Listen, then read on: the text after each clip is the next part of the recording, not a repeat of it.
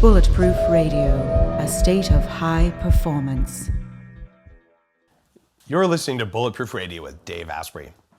Today's cool fact of the day is that people's emotions around eating are pretty darn complex, especially in social situations, which amplifies the emotions there. And that makes sense because there's only three things that your body really has to do to make sure the species survives. Eat everything, have sex with as many things as possible to make sure the species reproduces, and run away or kill things that are dangerous. Like, pretty much that's the operating system for being a human. So when you combine people who might be dangerous in social situations with food, you can imagine all the weird stuff that happens. So in the journal Appetite in 2012, they took 3 groups of friends and they wanted to see what your friends did to your eating habits.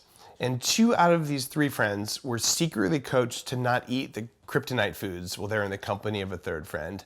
And the result is that the third person limited the unhealthy foods they ate while they were with their friends, and they kept doing it on their own, even though they didn't know that the friends had been coached to do that.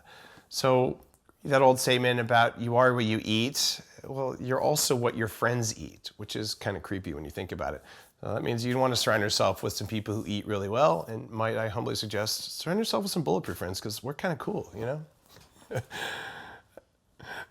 Before we get into today's show, if you haven't tried Bulletproof Brain Octane oil, you've probably heard me talk about it being my go-to source to get better mental and physical performance, but you probably haven't heard all the reasons why. It has 10 times more activity from the specific single medium chain triglyceride per tablespoon as you can get from coconut oil. And it produces about 4 times the amount of ketones as coconut oil and much more than plain MCT oil. So it's not MCT oil, it's a subfraction of MCT with more biological activity.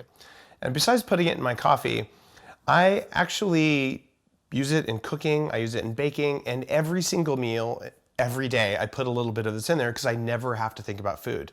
We mentioned those 3 things that your body does. Eat everything. Well, you don't want to eat everything if your body's like, I have all the food I need. And Brain Octane sends that signal to my body. It's pretty amazing what happens. I had sushi for lunch. I poured it on my sushi. I'm not hungry. I'm not going to be hungry for a while. And I also posted a video on the blog about the steak bowl, which has Brain Octane on top. So my salad dressing, it's everywhere. And when I dribble some, I just put it on my skin, and I swear, like, it's my favorite oil ever. You can find Brain Octane oil on bulletproof.com. If you have not tried it in your Bulletproof coffee, if you're doing coconut oil, it's actually not biologically the same thing, and there are tens of thousands of people who've switched to Brain Octane oil because, oh my God, it feels better, it works better, and it takes up to 18 pounds of coconut oil to make 1 pound of Brain Octane. And Brain Octane is the only thing like it because it's made entirely from coconuts. There is no palm oil, there is no orangutan juice, and none of the environmental devastation that's caused by regular MCT oil. So avoid MCT oil and use Brain Octane, and you'll feel the difference. You'll help the planet, and you're much less likely to fill your pants. So that's why no MCT, Brain Octane. Today's guest is a longtime friend and Bulletproof ambassador. In fact, he's the first Bulletproof ambassador. He's a model, a certified Bulletproof ambassador and health coach, and his name is Crosby Tailor. Crosby, welcome to the show. What's up, Dave? How are you? It's great to be here. I'm doing great. I'm happy you could come on, and it's good to connect with you again. You guys may have heard of Crosby. He's been at all the Bulletproof conferences, and he's a sugar-free dessert chef, and he owns Eat Dessert, Burn Fat, and makes these cookies that have been eaten by amazing celebrities and musicians, and sort of they're all the rage in LA. And I've certainly eaten some, and you're like, am I really eating a cookie that's good for me? And you are. So Crosby's, he's got a big Snapchat following where he snaps all the crazy stuff he makes. What are you, Crosby Tailor on Snapchat? Crosby Tailor, yeah, Tailor, like okay. You see it on my website and everything. Yeah, Crosby Tailor. It's the same on Instagram, Crosby Tailor. So cool. Yeah. Man, I just realized I followed some other guy, Crosby Tay. So if you're Crosby Tailor listening, I totally typed it wrong when I was doing that. So I'm Dave Asprey on Snapchat. So a lot of people don't know that I also snap. So now we put both of our Snapchats on Bulletproof Radio. So follow us both. Crosby's all over it. And we were just talking, Crosby's actually a professional hand model too, because most of his Snapchats are like him mixing crazy ingredients to make really good desserts. So he's cool. All right, let's talk about your cookies, man. I think that you have a cool story, and like, how did you get into making desserts? Oh man, desserts. You know, it was one of those things where I've been on a health journey for a long time. I started with like background in Chinese medicine, and it was all from like running myself into the ground in the modeling business. I was out in New York, I was in London, and I was totally underweight. And it was one of those things where when I got back to LA, where people are actually a little bit more conscious about their health, not just their vanity, I started to seek out some things, and that led me to Dragon Herbs and Ron Teagarden, working with him, and then over to Erewhon, where I was making certain things and working at the tonic bar. And I was kind of on this journey and had some issues with my stomach along the ride. And it was all from kind of a background of eating like crappy food that we all grew up on, you know? And finally, when I got to a point where I started to shed some of that and detox in different ways, I became sensitive to where my stomach started to feel everything. It wasn't just being bombarded by a bunch of toxins all the time. And so now I had an actual sensitive stomach that when I put something bad in it, I felt it. Like I totally felt it. Like all of us that are kind of more on this bulletproof path or are in these like health conscious type diets. So I ended up getting like a really bad stomach infection from an H. pylori, an overgrowth of H. pylori, and it put me on this road where I had to get rid of pretty much everything that would feed it, and that was sugar, any type of sugar, even fructose. I cut it all out of my diet while I rehabbed my stomach, because I had to go on some antibiotics for it. It was that bad.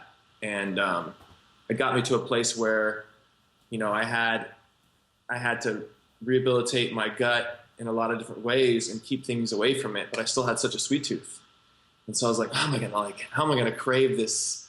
You know, I used to eat all these things that my mom made, from banana bread to chocolate chip cookies to, you know, going ham on ice cream at night. And I had all of these same kind of cravings. I was background in college football, where you could eat whatever you wanted and you just train.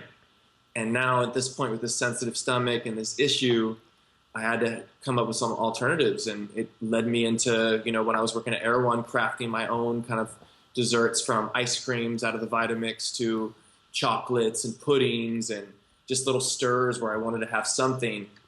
And I was using all these different sugar sweetener alternatives, superfoods. And I think that's right around the time that I really got interested in Bulletproof. And I remember emailing you a long time ago. What is this, like 4 years ago, maybe? This was in the very early days. Yeah, you're this crazy guy. You're like, Dave, I work at this grocery store, and like you've probably never heard of them. It's nowhere spelled backwards, and they were the first grocer to carry Erewhon, the first grocer to carry Bulletproof, and it was because you pulled some strings to get us introduced, and they're still a top partner today. Yeah, for sure.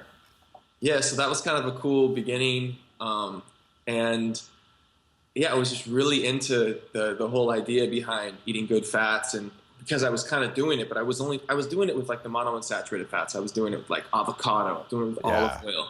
I was doing coconut oil here and there, and I wasn't really into like the ghee or the butter yet until you kind of introduced some of these things.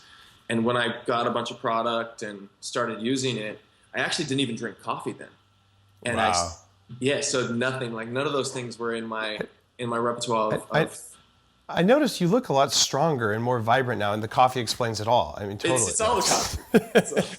I drink a Bulletproof every morning. And people are like, what do you do every day? Like, you're just glowing. And I'm like, I just drink coffee. No, I'm just kidding. But part of it for sure. Yeah, so I haven't stopped. I mean, there may be a couple different times when I laid off certain things and let my body readjust. But ever since, I've really just been hooked on that whole idea of good fats, keeping my sugar and carbohydrates down, and moderate levels of protein. And my body composition changed, my brain chemistry changed. What happened to your brain? Like what did you experience in your brain? Because this is the whole point. Honestly, I don't care about having six pack. I'm married. I already have two kids. Like, what do I need a six pack for, right? But it's all about willpower and energy for me. Yeah. What happened in your brain when you switched to more of the saturated and less of the monounsaturated? Just like walk me through the subjective feel of it. Yeah. So I think the biggest thing that I noticed was I just became quicker. Like I went from eating those, I feel like a lot of those fats are really slow. They digest slower. Mm-hmm. And when I kicked myself into a place where I was using a lot of the MCT in the beginning, when you had the XCT and you introduced the Brain Octane, once I got onto the Brain Octane, it almost felt like when I had these things and didn't have any carbohydrates, I felt like I had sugar. Right. It like snapped me into this because I hadn't had those nutrients before. They were brand new to my body and to my brain. And so when I got those things, I was like, wow, this is different. And I started to introduce a lot of my friends to it. And they were in that same kind of place where they were trying to kick, everybody was into this. Like, I remember training and it was, you trained and then you ate carbs and proteins, whatever it was, rice, sweet potato, breads, grains, and that was how I played college football. And once I got out of that and I had to get my body composition into a certain place, I started to be like, okay, I got to cut this. I got to cut this. I got to cut this. But I cut all these things out of my diet and I was walking around New York City like a zombie and I had barely any body fat on me. I looked great in a picture, but I felt like shit.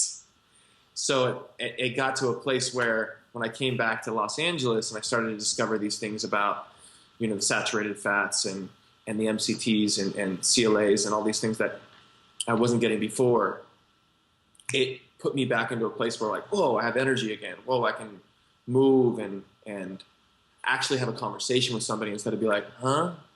And that's how I felt before. I cut out all the things that actually made my brain go because I wanted to look a certain way. And it's just like the industry can just really screw you up. So when I got back into this place where I was using a lot of your products, it saved me. It definitely saved me in a lot of ways. It's funny because like the look that's popular right now for modeling, and both for women and men, like that super lean shredded look, it looks like badass. But man, like it is not the look that makes you live the longest or makes you have energy. It's actually the starving animal look. Right. And I don't know how to I've never been that lean, but when I get, much below 18%, my brain's function isn't where it can be. And the stuff I look at for longevity, like I want to be around 18 to 20%. And right now I'm 20.1% on my last DEXA scan. Like I'm totally happy there. Yeah.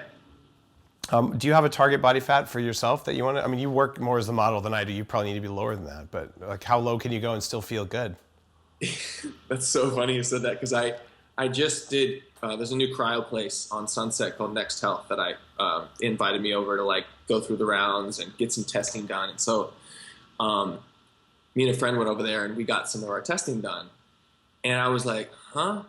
When I got my test back, because I feel, because I'm getting so many of those fats throughout the day, my body fat's, it's low, it's very low, but I don't feel like I'm starving. And I'm not at the point where I have to snack or I'll have my Bulletproof. Seriously, Dave, I'm up at 4:30, 5 o'clock in the morning most days. Wow. I'm having my Bulletproof around 5:30, 6 at the latest. I'm not hitting the gym until 9 and I still haven't eaten. I'll make like I'll do the Bulletproof. I do a pretty good amount of butter in there. Yeah. A tablespoon, only a tablespoon of the Brain Octane. I do a couple tablespoons of collagen to give me some protein in the morning. Right. And then if I'm working with Chinese herbs at the time, I'll throw a couple of those in there. And then before I go to the gym around 9, I create this cocktail, this like pre-workout cocktail that's got like chlorophyll and BCAAs and just stuff to like kind of stabilize and get me through a workout. Carnitine, nothing that's like calorie dense though. There's barely, still no calories. And I'll last till, even after that workout, I'll have a post-workout drink that's just got some protein in it before I go eat some food, maybe some BCAAs, protein, and some glutamine. And then I'll go eat a meal and it's 12:30, 1 o'clock. And then I won't eat dinner until 6, 7. And you feel good all the time. and I feel good all the time. And I got this testing back, and I was like, I mean, I'm listening to you going 18, and I'm going, oh, geez, like I feel, but it's crazy. Where are you? On here, I'm going to show you the sheet in a second.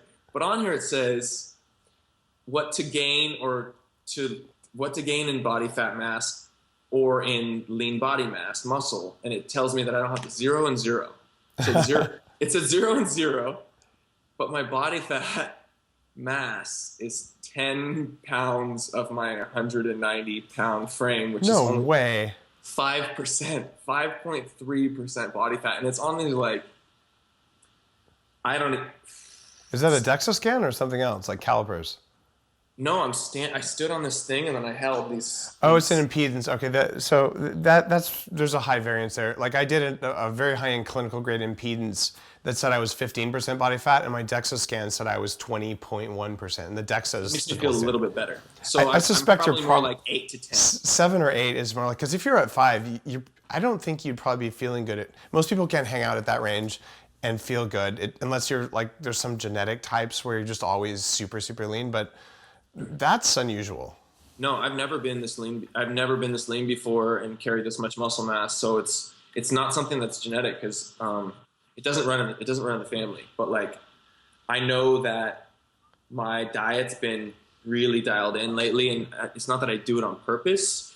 It's just that I'm very intuitive and in tune with what makes me feel good. So are you juicing? I'll have the green juice here and there. I said that to be inflammatory, not because green juices are that, but yeah. So I'm assuming you do some green juices, but not that many, because like juicing wouldn't give you the body composition you have now. It's not possible. No, I'm definitely like a lot of lamb, a lot of like red meats. Nice. Lamb, a lot of butter. And how old are you? Cruciferous vegetables, a lot of cruciferous vegetables. I'm 31. 31. Okay, cool. So you're in your 30s. And the other definition of juicing, obviously, is using steroids. And you're probably that's why it was funny. That's so funny, because isn't that good that I didn't go there? Well, it was awesome because you didn't think of it, because I'm like, totally cool. You're all about the green juice. I was hoping you would do that, but the other way you can get more of the body mass is with steroids, and you're too young unless you had a problem. Like I was on testosterone when I was 27 because I had huge amounts of estrogen and almost no testosterone. And so like I was on medically appropriate bioidentical, and I've been really open about that. And I'm on a small dose of bioidentical testosterone now, but I'm 43, and my production, sometimes I can get it up naturally around 700, but it doesn't tend to stay there no matter what I do. So then it drops to like 500, and I'm like, no, I'm fine to supplement it. But you don't need to, because look at you, like you're like chiseled right now. That's amazing. Well, yeah, I mean, it's definitely diet. It's the way that I work out. I definitely have to say my desserts are a big part of it, because of course, because I'm not eating things that would throw body fat on me late at night. It's actually if a lot of my stuff has a lot of brain octane oil in general. Yeah. Like I make a chocolate sauce with brain octane, so I'll throw that on top of. I love that. It's one of my favorite things. Is like chocolate powder and brain octane. And what do you use for carbs in yours? Well, I'm putting. There's no basically. Besides the cacao powder that's got some. Cool.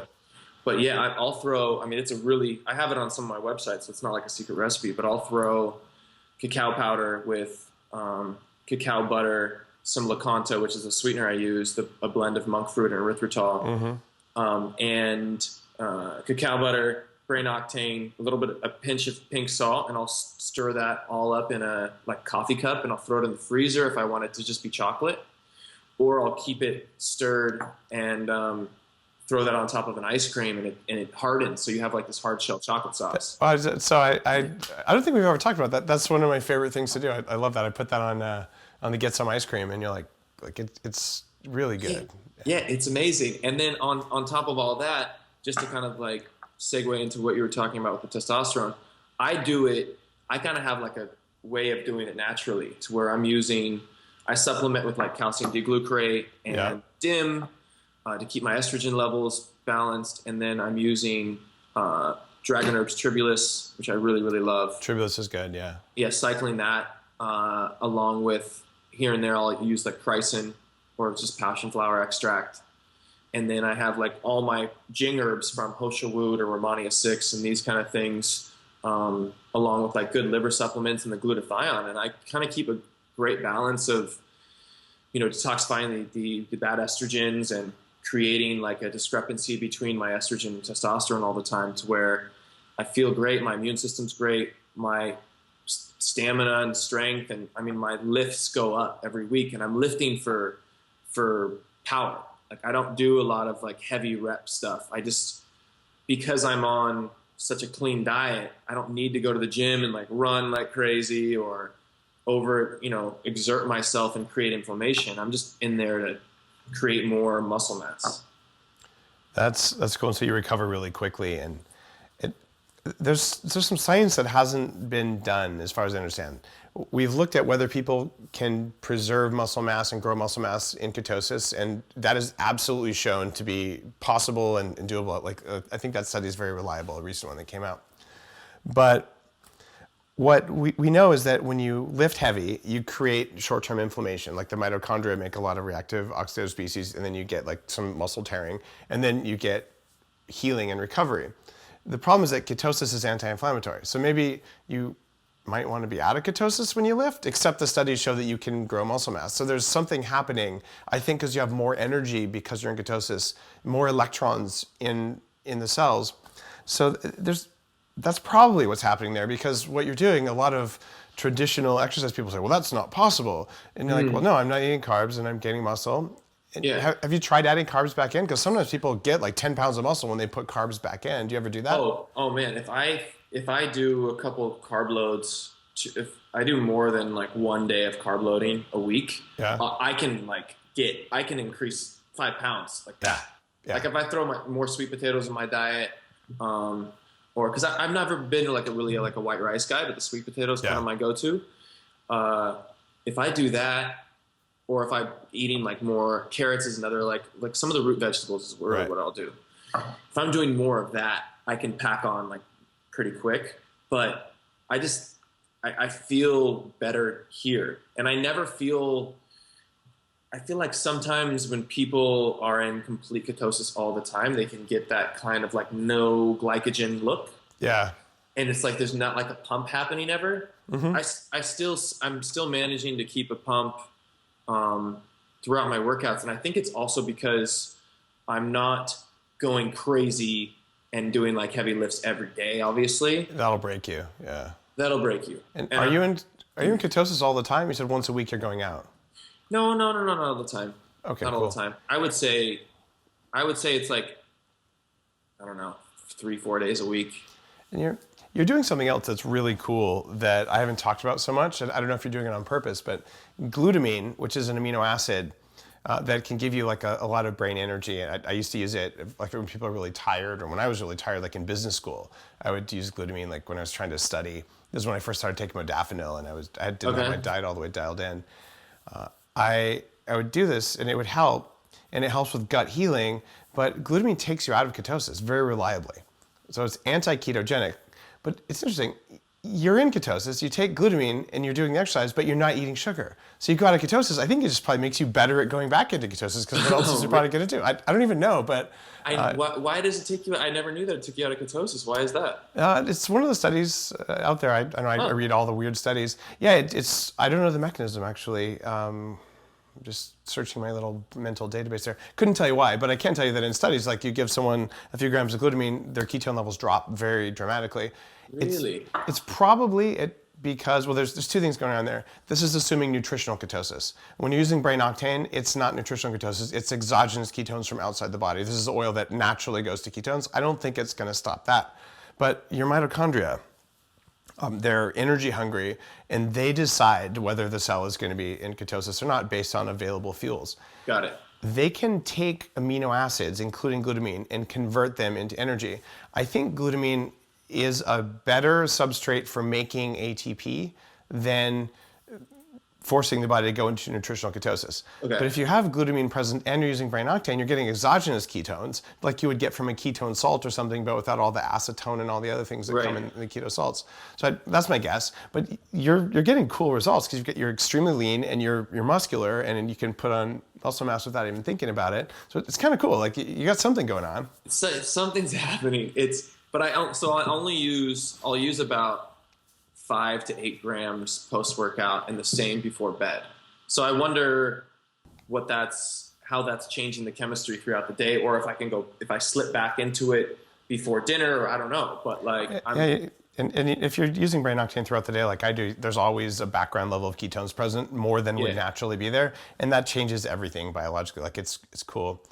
There are some concerns that glutamine is over time, higher doses of glutamine are associated with increased risk of cancer. So I don't know that you want to do it every day. I'd probably cycle it and do your glutamine sometimes. Because the glutamate, it increases like the glutamate levels, and I don't think it's because of glutamate. I don't know the mechanism of action there. I don't believe glutamine usually increases glutamate. There's one researcher who swears up and down, but I see autistic kids take L-glutamine, and when I tended that way, I used to have the Asperger's feature set, and glutamine was a healing thing for me, not a damaging thing. So I just don't see the MSG reaction ever in human beings from glutamine that they get from taking, glutamic acid or glutamic acid with sodium, monosodium glutamate. Yeah. Well, I mean, maybe it's the whole idea behind the fact that glutamine makes you extremely anabolic. There's a lot. I think it's helping you.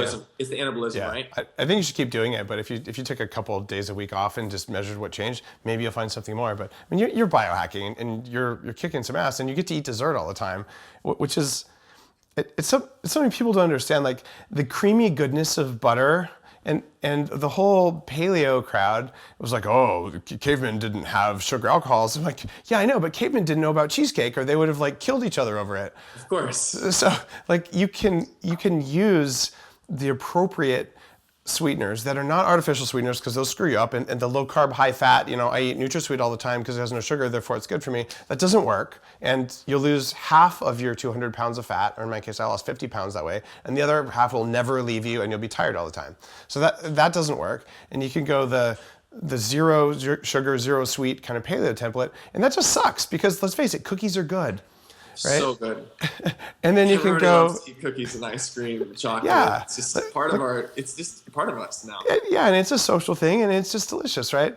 And then you can go down the bulletproof path where you're like, you know what? Like cavemen didn't have mass spectrometers and fermentation labs and all this stuff, but we do, so let's use it, and let's use sugar alcohols intelligently, and let's use stevia and things like that. And all of a sudden, the palette for creating a dessert or a recipe, it's a different perspective, a different philosophy, and you get it, and like you do these crazy things like tell me, like, what do you put in your favorite cookie? Like, what are the set of ingredients you work with there? So I just put a cookie out on my website. The website is tailoredlife.com, by the way, and I just put a cookie out, a ginger snap cookie. It's amazing, and it's really cool because I'm using tiger nut flour in it. So I'm using a resistant starch along with the Lakanto, which I think I've said before, the monk fruit and erythritol blend. That's in every dessert. I'm using that as like my main sweetener. I really like that. I think I like it a lot more than xylitol, because I have a sensitive stomach, and I feel like that one just has been better for me than that. And then I'm using a lot of the time in the desserts, especially my staple, like original cookie that I've been making. I use the collagen, Bulletproof collagen, so it's got protein in it, but a great already, what is it, 7 times pre-digested? Yeah. So, it's great for heat sensitive protein. And then I'm just throwing all the great fats. So everything from pastured eggs to the MCTs and the new grass-fed ghee that you got, Dave. I've been using a lot of that. It's delicious. It's kind of a caramely flavor, right? It's got that nice caramel touch. It's perfect for baking. I taste it. You guys just sent me a bunch of it, and I'd been using a different ghee that was really good, and I tasted it. It was like, oh, this is it. It's over. We're doing it over an open flame, like traditional Ayurvedic techniques, because this stuff matters. And yeah, I'm really excited about that product. Getting 100% grass-fed butter to make it instead of 90% grass-fed butter, it was another achievement, because there's a shortage. Like Bulletproof Coffee made a shortage globally of grass-fed butter. Yeah, I mean, I'm grabbing a thing of Kerrygold, I don't even know how many times a week. So yeah, there's a lot of those people out there too.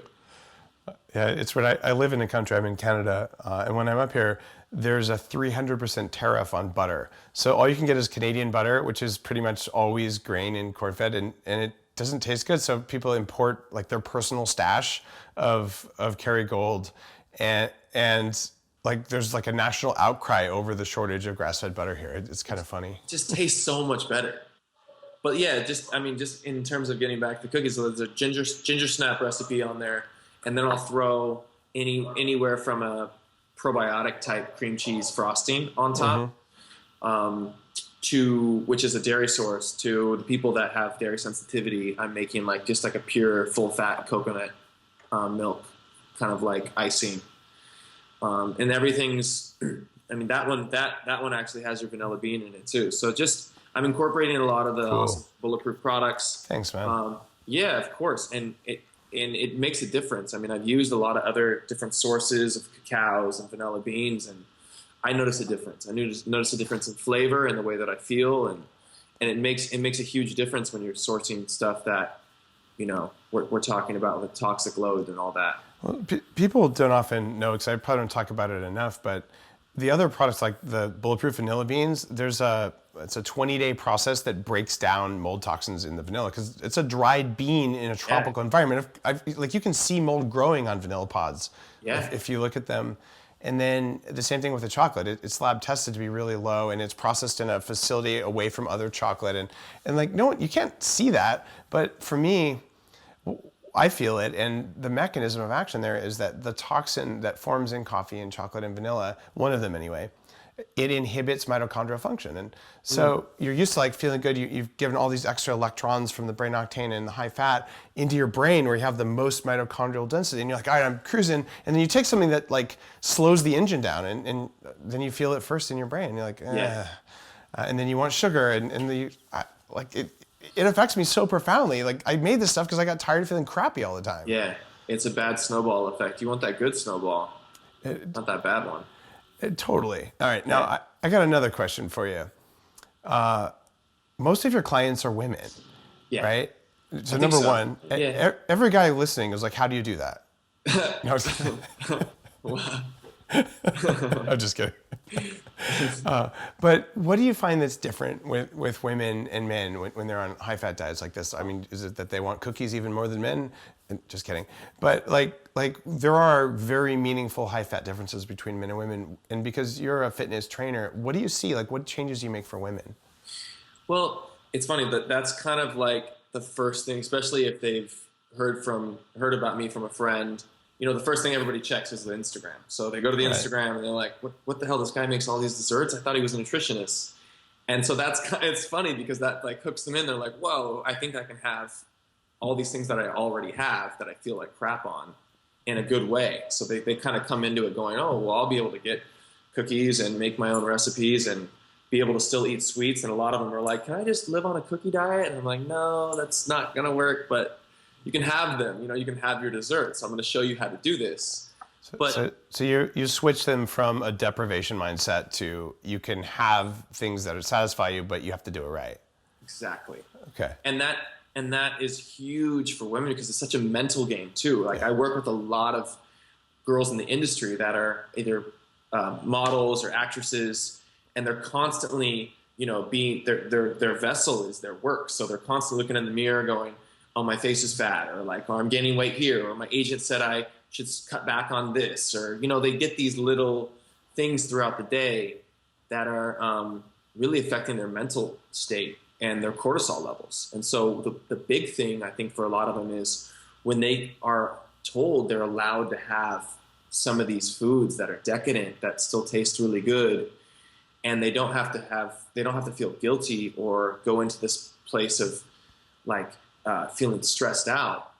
It's a double win because now they're chilling, they're just feeling good, they're eating something delicious, and they're getting the nutritional benefits from it, as opposed to, I know I shouldn't eat this chocolate bar, but I'm going to because I'm craving it, and then they like feel like crap afterwards, and then they eat more of it, and it's just a never-ending spiral of, and the next day they wake up with inflamed hands, and they're about to go to a job, and their face is all puffy. As opposed to what what I'm saying I could do for them. And all of a sudden, once they have that trust, and really in themselves, but they trust the whole idea, they trust the plan, and they trust the idea that they can eat high fat or eat more fat. A lot of them aren't going to go right into really high fats because they're still super scared, but they integrate and they kind of cut back on a lot of their high sugar things, because a lot of girls come to me and they're like, I'm vegan or fruitarian. Wow. How can you not be puffy if you're a fruitarian? Some of them is just like they've not been doing it for very long and they just have genetics. And so their body just oxidizes they just uses the sugars right away. But for a lot of them, they eventually get into a place where they don't really see it on the outside. They don't see that they've gained too much weight or that they look too bad. I mean, they might be 20 years old, but they definitely notice it in their hormones. A lot of them are like, I just saw a Chinese medical doctor and she said I have the hormones of a 45-year-old woman. Yeah. And that's where they freak out and they're like, I don't get my period, and I don't this or I don't that. And I just recently worked with a girl that was barely getting her period, could barely see at times. Whoa.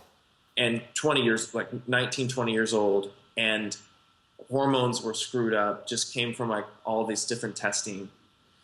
It was between some of these high electrolyte and mineral foods and the fats and cutting some of the sugars back. She the twitch that was in her eye was gone within a week. She could see within 2 weeks. And she was referring a friend within the third, the 2.5 weeks. So it's amazing, how important a lot of these, we forget, especially living in this world where we're it's a different industry, and we forget how important it is to get some of these nutrients, and you finally get them and you're like, oh wait, I'm just a human here surviving. It's funny you mentioned vision there, like the three parts of the brain, three parts of the body that have the highest density of mitochondria per cell. It's the eyes, it's the brain, and the heart. Like those are the things that suck the most energy, which is why if you're eating one of those diets or you're eating a lot of toxins, like the raw vegan diet actually has a lot of natural plant-based toxins that inhibit your mitochondrial function. It's there to keep animals from eating the vegetables so the vegetables can reproduce. Like it's Mother Nature's way of fighting back. Like you put thorns or spikes or compounds that are bad for animals so that way all of you doesn't get eaten. And cooking deactivates some of those, right? When I was a raw vegan, I was running into some of that. But where you'll manifest these things, even if you're young, you have so much resilience. You can be a raw vegan when you're under 25. You'll pay for it when you're 35. But you can do it, and you probably won't feel it at first. But you're going to light sensitivity, eye twitches, headaches, brain, eyes, and just low energy. That's cardiovascular, right? Yeah. And in the new book I've got coming out, roughly 48% of people under 40 have mitochondrial dysfunction. Wow. So, and diet is what does it. And the stuff you're on, Crosby, the stuff that you're eating, stuff that I'm eating, it actively encourages mitochondrial growth. It encourages more energy, 147 electrons versus 36 electrons per molecule for brain octane versus sugar. And you're like, yeah, no wonder you feel different. Like, no wonder she recovered in 3 weeks.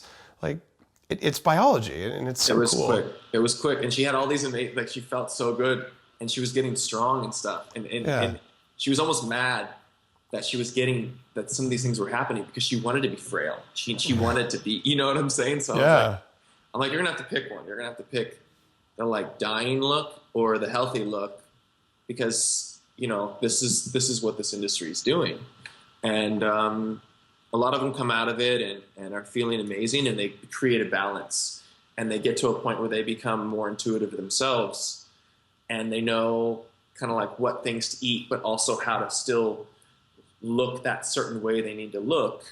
They navigate better. I think that's like the biggest thing that I try to get a lot of these kind of clients into a place of being able to navigate for themselves and tailor their own situation. And that's kind of all about my, website, and what I try to do for clients is to empower them, get them into a place where they get the right information. They can have their days where they're going to go crazy on their carbs and stuff because they're human, but they also know that there's going to be consequences and that they have to get back into places where they feel better. with Yeah. certain foods. And they do it, and they start to do it, and they see me months later, and they're like, so thankful. Thank you for helping me, blah, blah, blah. And it's just, I'm so grateful of that. That's the big part of the job that I love. So it's kind of shocking when someone walks up and you haven't talked to them in a while and they're like, my life is different now. And you're doing people service. If you work with someone who's 19 or 20, the change in trajectory is so rapid and it lasts for life, right? Yeah. You talk to someone who's 50, you can still make the change and they'll feel different in 2 days, right? Because they're probably in a weaker state. But to dig out of the hole that you're in later in life is a lot more work than to just avoiding the hole. And it starts before birth and it continues from there on up, right? Yeah. Yeah, it's really intense, but it's so cool. It's so, like you said, it's so cool to see the change. It's cool stuff, man. And so I'm happy you're doing it. And I think there's a shift happening too, and it's driven in part by social media where the really gaunt, starved look, I like to think it's becoming less popular versus like the vibrant look. Yeah. And you can do so much with makeup or whatever, but the super skinny arms and legs look, maybe fashion designers still are into that stuff, but it also could be biased. I look at certain magazines, but I'm just seeing like healthier looking people on magazines now instead of thinner looking people. Do you feel the same change happening? Yeah, the big thing is in the commercial world. When it comes to like the editorial world and the commercial world of modeling, the commercial world wants healthy look. They want that healthy look. They want that vibrant, healthy look. That's going to sell. That's going to make money. But it's still in the fashion world because you're basically a coat hanger when you walk down the runway. The designers just want thinner girls and guys that the clothes hang on differently. It's if you got these like robust, like thick muscle men walking down the runway and these like tiny little, fit cuts, it's going to look funny. So that's really the only thing that fashion wise, it's going to be hard to shake that. But when you get into some of these big, all the fragrance campaigns now, all the big commercials, all the big clothing lines from Banana Republic to Gap to Guess, all these companies are using, like you said, these vibrant, healthy, beautiful humans. And it's really, really cool to see because like you said, the gaunt look is so out. To me, it's super out, and it's not. I don't think it makes money anymore either. People want to see somebody that's vibrant. They all want to look like that, and they buy the clothes. It's different. One of the hopes I have is a friend of mine, Michelle Promalenko, who was chief editor of Yahoo Health. I did an interview with her at the last conference. Exactly. She's such a cool person, but she gets all this, and she just went back. She's now chief editor at Cosmo in 17, and so she's in a position to totally like help. It doesn't require big change. It's just a little tweak so that we can make that just the more normal thing. And I hate to say it, but like as guys, we kind of like our women to look healthy, right? And women sometimes want to look thinner than guys want them to look. Yeah. It's a big problem. And so like I'm hoping Michelle will do good there because that's just how she is. Like I've had a chance to hang out with her, and she's just got a good spirit there and wants to help. So I think she's in a great position to help drive that change. Oh yeah, that's so cool. And that's great. I mean, 17. People reading that are gonna start young and start to figure out some of these like healthier ideas rather than flipping open a magazine and seeing somebody that looks like they're starving themselves. So that's awesome. Yeah, that's kind of what it's weird because I've been attracting a lot of that since my website's been up. Everyone from like all the kind of like female publications are hitting me up, from birdie.com to my domain to Galore magazine and Well and Good. These are all bigger magazines that are heavily populated with, the consumer being women. And I'll throw like a recipe for like a beauty smoothie. But this beauty smoothie has got, nutrient dense food in it. It's got collagen protein and bone broth protein and good fats from, brain octane oil and tiger nuts and stuff like that. So, but it's still giving them the effect that they want. But with more calories, more nutrients, more food for the brain, and then they're getting the body composition they want. It's a win-win for sure. Beautiful. Well, Crosby, we're running out of time, and I want to ask a bulletproof question of you, the one that I always ask. So if someone comes to you tomorrow, and they say, look, Crosby, I'm going to kick ass at everything I do, not just modeling or not just looking good, but at everything in life. What are the 3 most important recommendations you have for me? What would you tell them? Wow. Okay. 3 most important recommendations. Just to kick more ass at everything. Number 1, make sure you get some like deep, restful sleep. I think sleep is so important for me. I actually don't need a lot of sleep, but I need that like really, really good like REM sleep. So I try to get to bed early, at least 5 nights out of the week. You know, you can have a couple nights where you have your fun and you socialize, but I'm in bed usually by 9:30, 10, and up at 5. So I'm getting like 7 hours of sleep, but in those like deep, I think the deep REM sleep hours are what, 10 to 2 a.m., something like that. Is there studies like that? There are. In fact, there's a new a quiz. You should take this. My buddy Michael Bruce, he wrote The Power of When. You go to thepowerofwhenquiz.com. Uh-huh.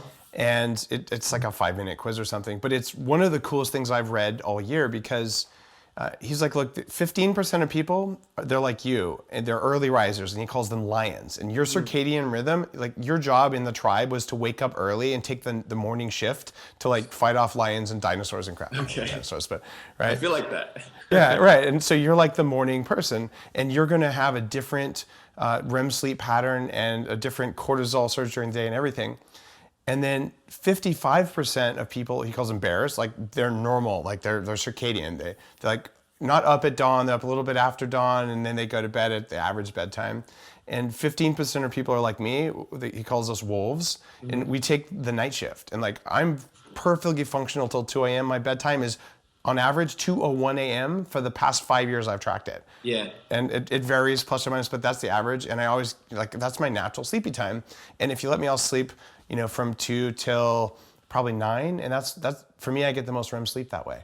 Oh, and, cool. and neither one is better than the other. And then the other 15% of people are like dolphins. And he's like, their brain never actually goes to sleep. And he's like, all of those are my patients. So he was like, he's been on Dr. Oz a bunch, but you would enjoy this because I'm gonna check that out. when you work with your clients, it's super helpful because like, it's not that going to bed early is good or going to bed late is good. It's like, it has to match your chronotype. So I think Michael's like broken through on a biohacking thing that I didn't know, but I don't feel guilty about being a late owl, whatever. Yeah. Wow. Okay, cool. That's actually awesome. I'm gonna have to, because I have some clients that are like, I don't get to bed till 4 in the morning. So yeah, we'll 4 is figure that pretty late. out. I think his book is either out now or about to come out. It's called The Power of When, but the quiz is already up, and I've seen it's to the point everyone at Bulletproof, all my employees, I've asked them to take it and put it on their employee like baseball card. So like, why would you schedule an 8 a.m. meeting with your boss to ask for a raise when your boss is a wolf who wants to stay up late and he's going to be a zombie at 8 a.m. So like, don't do that, right? Yeah. Like, so. Number 2, eat less sugar. Okay, there you go. Going kind of segues into my desserts. Check out everything that I have going on in terms of tailoredlife.com and eat dessert. TAILORED life.com? No, TAILORD. So okay. It's my my last name Taylor with a D. With a D, okay. Life. So it's tailoring your lifestyle. Cool. It's kind of my idea behind tailoring your lifestyle. So check out. There's some recipes on there. I'm going to be coming out with some products here soon. I'm working hand in hand with Lakanto. They're kind of grooming me into the spokesperson of the company. So I'll be working with them a lot. So that's a sugar substitute. That's the monk fruit and erythritol that I think can be really, really amazing for people that won't kick that sweet tooth. And then on top of that, besides being able to curb by using different sweeteners, you're also going to be able to curb your sweet tooth and be able to have less sugar if you're eating more fat. So eat that good fat, get your ghee in, get your MCTs and your XCTs and your brain octanes. And obviously some of these monounsaturated fats, I still like to keep some olive oil and things that in my diet. Too. And then last but not least, something I've been trying to live by more so lately than I have, but in the last year, it's really transformed me. And that's just the idea behind letting go more, being less resistant to change. Been listening to a lot of Alan Watts, and he says one of his quotes is, "If you want life, don't cling to it." I was going to ask you about that. You are way more chill now than I've ever seen you. Like that, it's an energy shift in you. I was kind of wondering because normally you were a little bit anxious, not in like a negative, nasty, like critical, not being critical, yeah, but sure. you carried a little bit of a just a bit of an anxiety vibe, and you're super mellow now. So whatever you're doing, you should keep it up. Like it's working. Thank you. Yeah. I'm just doing a lot of internal searching and working on myself, and then just also in that of working on myself, not being in my head a lot of the ideas of perfection and having to strive for something and creating myself to be, this certain thing all the time, but more so just letting go to life and the things that I've been manifesting lately and the people that I've been bringing into my life and the people I've been letting go in my life. It's just been, it's been such a transformation for me, and things are just happening. Synchronicity is happening.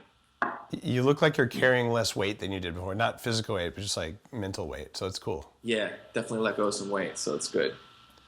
Well, we'll have to get you into 40 years of Zen maybe one of these days. That's let's do it. The neurofeedback thing. Cool, man. Let's do it. Well, thanks so much for being on Bulletproof Radio today. And your website is TAILORD LIFE.com, tailoredlife.com. Instagram is Crosby Tailor. Snapchat is Crosby Tailor. And those are kind of my main channels. So find me on there. Instagram, Snapchat, and your website, Tailored Life. Tailored Life. So I was like, it's not Tailored Fed, it's tailoredlife.com. They'll learn how to get tailored fed, yeah. All right, there we go. Cool. Now I get it. All right. Yeah.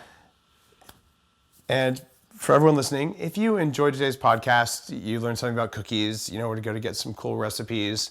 And I'd love it if you took 30 seconds to go on iTunes and rate the show. Just give us 5 stars if you think that we've earned it. That really helps other people find the show, and it's just a way of saying thanks. You wouldn't know this, but to create this episode, there's actually 1, 2, 3, 4. There's 5 cameras involved. There's 2 microphones. We FedExed a camera to Crosby, and we're backing up audio. We're doing audio remastering. We're editing the thing. We're transcribing the thing, and it's actually a big production.